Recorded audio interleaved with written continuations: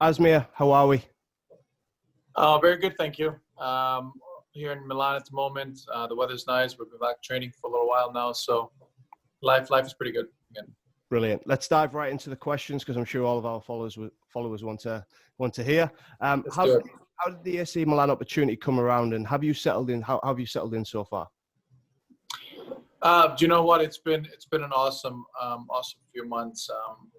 I think going back to last summer, about a year ago, I was in a bit of a tricky spot with Bournemouth, and that situation was unclear. And I wanted to go out and play and show people what I can do. And I was given an opportunity at Karabakh, which was one of the best experiences I've had in my career for 4 months, and really enjoyed that. And I was able to kind of put myself in that shop window again and people to see me again and live and in action. And obviously teams like AC Milan were paying attention, which was great. And when they needed a replacement for Pepe Reina in January, the call came, and for me, it was an absolute no-brainer, an honor to be part of this club, and it's like a dream come true in a way. So it's been great, really settled in quickly. Had a great couple of months, again, a couple of the best months of my career, and unfortunately we all got hit by this pandemic. So slowly but surely we're getting back to that normal way, and it's been a good last couple of weeks. Yeah, are you back in training now, Asmir? Are you? We've been back in training 3.5 weeks. Brilliant. So, we started off with medical tests and then some of the small group work, individual work, and building up each and every week as the regulations and the restrictions, were lifted a little bit. And it's been a good last few days in full contact team training, and that's been great. Obviously, it must feel a little bit different, Asmir, but do you still feel like you've managed to get the work done that you need to be prepared? I mean, you know what? It was funny. It's been all right. When you break it down, especially for us goalkeepers, it hasn't been that different. The only thing you didn't have for the first, I guess, couple of weeks or so was that sort of team structure and work, 11v11. Small-sided games, stuff like that. But everything other than that, we've been able to do. And like I said, when you break it down, it's probably wouldn't be too far off what we do in a normal preseason anyway. So it's been actually much better than I thought it was going to be. That's it. So I'm just going to take all the viewers back, Asmir. You might recognise the date, to the 2nd of November 2013. Good day. Yeah. Well, for one goalkeeper, it was on that day. It was a good day. Yeah, no, that's true. It's true. Not so much. So, for those of you that don't know, on the 2nd of November 2013, Stoke City versus Southampton. First starting seconds of the game. Asmir, can I call it a clearance, Asmir, or do I have to call it a shot? It started off as a clearance. I'll give you that. Yeah. Fine. So, attacking play is pressing on Asmir, and we'll let Asmir talk us through the rest, shall we? What's going through your head when what happens next, Asmir? Yeah, well, to be honest, not a lot went through my head. No, it was great. Obviously, as you say, early parts of the game, you get a pass back, and I think you just want to clear your lines, get your team up the pitch, and that's what went through my head. And I caught it absolutely sweet, for sure. I mean, it's not going to be any much better than that. And then I had a little bit of the elements, a little bit of wind to help me carry it further down the pitch, and of course, just a freshly watered pitch before kickoff, as you have, and takes a great bounce, and obviously over to Borch, and it goes. And it was a fantastic moment. Yeah, and for a goalkeeper to get a goal, and especially from their own box, and it entered the Guinness Book of World Records, if I'm correct, did it? You're 100% right. Yeah, I've still got the certificate back home in my study. Fantastic. And Brilliant. Like I said, it was a special moment, and at the time I was so taken aback and surprised on how it all happened. I didn't really react too much, but now obviously for what it meant and the record that it set and everything else, you understand how big of a moment it was. Yeah, and I'm just wondering, at Bournemouth, was there any banter between, because obviously Arif Borak, if I'm saying his name correctly, did you have any banter towards him? Did you ever drop that in? Yeah, well, let's just say I wasn't the first to bring it up. So I didn't want to be that guy. Yeah. But obviously it was brought up pretty quickly after we started working together, and it's been mentioned regularly ever since. I think I'd have been saying it every day. I think I've been reminding. I think it's Of every course. goalkeeper's dream as well to score a goal. So it's yeah, it's amazing. And Asmir, you work with Jose Mourinho at your time at Chelsea. What is Jose like behind the scenes as a manager? And is there any stories that stand out for you with Jose? Well, I mean, listen, when I went to Chelsea and when I had the call from him, for me it was a great honor to be wanted by him. One as a goalkeeper, second as a person, because obviously they value all parts of a player, and for me that was awesome. And you know, I was thankful for him because he helped me take that next step, and I think to go play at the absolute highest level. And you know, he was great. I think his tactical knowledge and just the way you felt like in certain games when he had that feeling and or about him, we just weren't going to lose. You know, whether it was a big game against Arsenal or Spurs, a local Manchester, you know, local London derby. It was a huge moment. You could just get that feeling, and I think he had that aura about him that when he was on, when he had that feeling, that the team would just take over that feeling as well. So, Asmir, I've got loads of questions from people, so we're going to move straight on and fire into them if you're happy with that. Absolutely, fire away. So, thank you for everyone who sent in questions, and we're going to reel off as many as we can. This one is from Mally Clayton in Durham, and Asmir, he wants to know, if you could work with any goalkeeper, past or present, who would it be and why? That's a nice question. Well, my idol growing up, I guess the goalkeeper I followed, I guess in my teenage years and my early teens and that kind of stuff, was Oliver Kahn. Yes. I was a big Bayern Munich fan and growing up in Germany. For the time that I did Bayern Munich, you know, that was the sort of team that you follow, I guess. And he was the best goalkeeper of his time, I think, in that mid 90s, late 90s, early 2000s. I thought he was just the absolute best. And you know, if I could, of course, play with him or, you know, play for him, that would be great one day. Fantastic. And thanks again, Mally, for sending that in. A question from Mark Andrade. Any notable differences between AFC Bournemouth's goalkeeping coaching department and their setup in comparison to AC Milan's?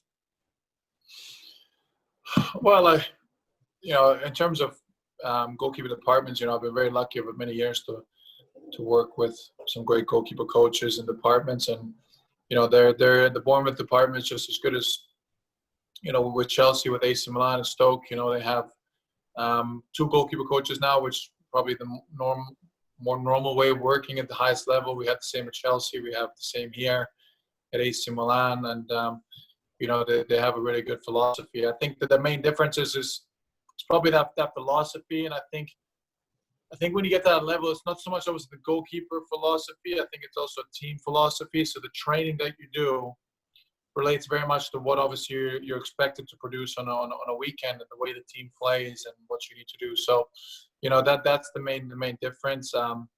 You know, I think in England, we probably work with more multi-ball situations. In Italy, it's probably more one-ball situations. So that would probably be the main difference that I could say from an obvious point of view. But like I said, everyone has slightly different ways of working. I think just because of maybe the way that the team plays and the whole club and team structure philosophy. And obviously, Asmir, at Bournemouth, there's Mossy and obviously Anth White, and obviously their sort of department's a lot different to, say, a lot of clubs within England. You know, most clubs only have one coach, where obviously in Bournemouth, you know, there's multiple different coaches that obviously do different roles. How was that much different, or was it pretty similar to what you were kind of used to before? Well, no, like I said, I had it at Chelsea, you know, with Christoph Loloshan and Hilario, and Gianluca Spinelli and Hilario the second year I was there. So I came from that two coach setup. I think, you know, when you look back to before and now, goalkeeper departments are quite big now. I mean, you have, you know, first team, you have under 23s, you have sort of some guys on loan, and then of course you have the academy 18s, and that's actually quite a lot for one person to do, I think.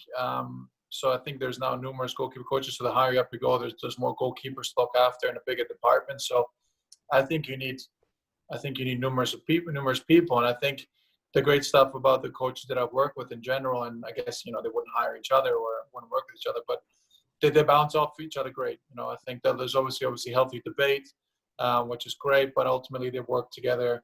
One does one, the other does something else, and they work as a really good team. So the setup at Bournemouth, I really have to say, was high class and, very much at a high level as you would expect and probably assume with the Premier League club. Yeah, do you think, Asmir? Yeah, I mean, you touched on right there with the team philosophy and it mixing in with the goalkeeper. Do you think nowadays there is more and more where the goalkeeper and the team, and there's more of the goalkeepers expected to do more, so to link up with the team, whereas maybe quite a few years ago it might have been the goalkeeper just keeps the ball out of the net. Now there's a lot more expected from a goalkeeper. Yeah, well, I think, when you go look at the big picture again, I think there's a couple of things we'll probably look at in the last 10, 15 years. I think goalkeepers now are more complete than ever in terms of every department of the game. I think goalkeepers now are better athletes than ever.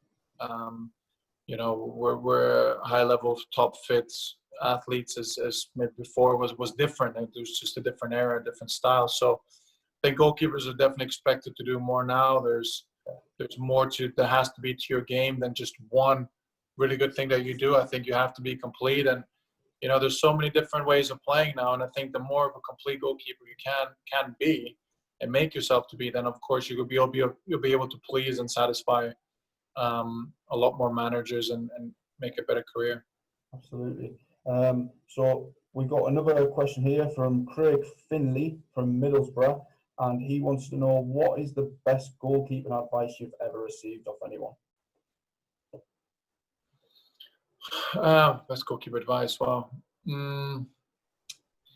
I guess.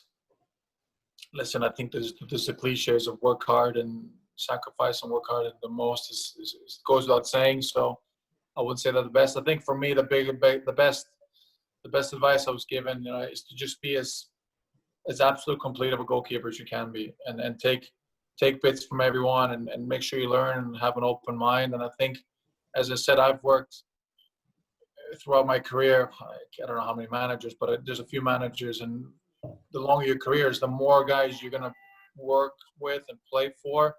So I think the more guys you can be adaptable to, the better. I mean, the one thing I don't like it when people say, I just don't like that way of playing. Listen, you need to make a career, you need to make a living, you want to play football, so you want to be adaptable. You want to be able to play for as many managers as possible.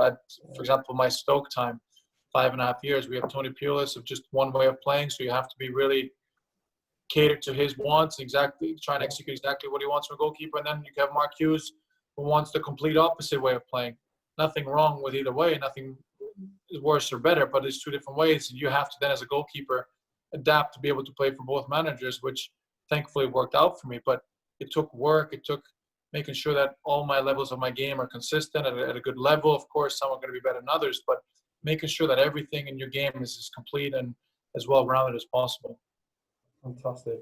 And just finally, one question we try and ask to all our guests is, obviously for all the young goalkeepers and aspiring goalkeepers out there listening, what's the one bit of advice that you could give them for them wanting to achieve the things that you have? Well, the one thing I'd say is as well, like I said, from a technical point of view, we talk about being complete, making sure all your basics and fundamentals are correct in your game. You're trying to be as complete as you can in all aspects. But I think goalkeeping, more than anything, is incredibly it's a bigger mental test than anything. I think it's about believing there's only one that can play on any given match day. There's multiple things that go on, that go on throughout your career. And I think mentally you just have to believe. You have to believe. Some guys will get chances earlier than others. You can never really predict your path. As much as you think we know the future, really we don't. But it's just about believing in yourself, never doubting, trying not to doubt yourself as much as you can, really, because I think your way will always happen. I've had ups and downs in my early part of my career where, oh yeah, you're flying as an academy kid and then you go on a crazy loan spell to Belgium and the club falls apart and you're in the middle of nowhere and you're thinking, where is this going to go? And you have to keep believing that you're on the right track and just believe that your path is your path and everyone's path is going to be different. So I just think that belief factor is incredibly important for a goalkeeper. That's brilliant. Well, Asmir, thank you very much for taking the time out to come and chat with us. It's greatly appreciated, and I wish you all the best on your training. A pleasure. Thank you, guys.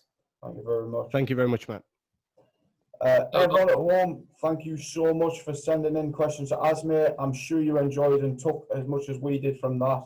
And we'll catch you later.